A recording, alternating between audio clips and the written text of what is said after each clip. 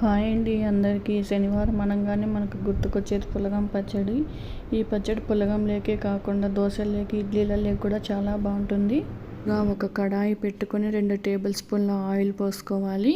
Oil heat ఎక్కిన తర్వాత 10 ఎండుమిర్చి, 2 టేబుల్ స్పూన్ల ధనియాలు, 2 టేబుల్ స్పూన్ల జీలకర్ర, కరివేపాకు వేసుకొని బాగా వేపుకోవాలి. ఇవన్నీ బాగా వేపుకున్న తర్వాత మిక్సీ జార్లో వేసి తగినంత సాల్ట్ వేసి గ్రైండ్ చేసుకోవాలి.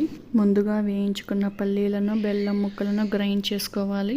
ముందుగా గ్రైండ్ చేసుకున్న పొడిలో 10 వెల్లుల్లి, నానబెట్టుకున్న చింతపండు పులుసు, ఆనియన్స్ వేసి బాగా గ్రైండ్ చేసుకుని పేస్ట్ లాగా తయారు చేసుకోవాలి. తర్వాత కడాయిలో 2 టేబుల్ స్పూన్ల ఆయిల్ హీట్ చేసి పోపు దినుసులు వేసి బాగా కట్ చేసుకున్న ఆనియన్స్ ముక్కలు, 1 టేబుల్ స్పూన్ పసుపు వేసి బాగా వేయించుకోవాలి. తర్వాత గ్రైండ్ చేసిన పేస్ట్ను కలుపుకోవాలి.